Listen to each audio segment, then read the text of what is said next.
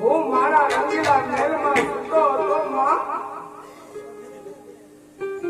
મને એવા સપના આવ્યા છે માં કે ઓરડામાં મારી બેન સગુણા લોટાણા છે માં. 5 વર્ષનો ભાણે પલ પાન કરી રહ્યો છે, રસ્તો રાખ્યો પલ પલ ઘડી ઘડી માં મને યાદ કરે છે માં. મારે બેનની વારે જાવું છે માં, તમે મને આજ્ઞા આપો.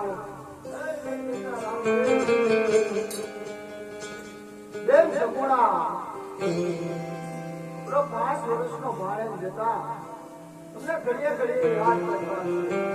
હા દાદા રામદેવ આજે મીઠોળ વાગ્યા છે, અમને તમારા પીઠી છોડે છે રામદેવ, તમારાથી ના જવાય. અને હે દાદા રામદેવ, આ માતાજીને માન આપી અને તમારા ભક્તોને મારી પાસે સમજાવો બેટા. આજ તમે કેવી વાત કરી રહ્યા છો? અઘોર ભોલામાં મારી બેન લૂંટાણી હોય ને હું ભૂલી જાવ એમ માં. આજ જો મારી બેનની વાડે જાવતી હાથમાં બાંધેલો મીંડોળ મને રોકતો હોય ને માં, તો આવા મીંડોળને તો તમારો રામદેવ તોડી નાખે માં.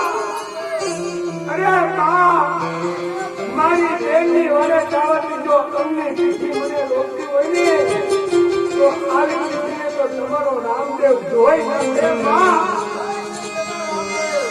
માતાજીના આજ્ઞાના પાલન કરો. આજે લીધો માતાજીના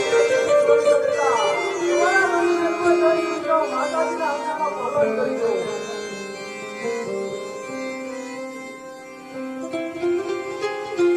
મારા માતાજીએ તો બેનની વારે જવાની મને ના પાડી દીધી,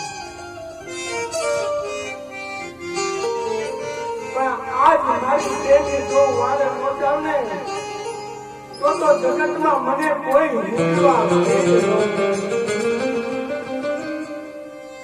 આ જગતમાં મારું નામ કોઈ લેશે નહીં.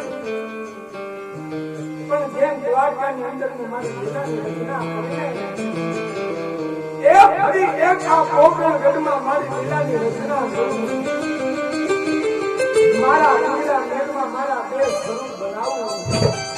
એક સ્વરૂપ નહીં મારી બેનની વાલે જાઓ, બીજા સ્વરૂપ માતા મહાદેવ કામે રાખું.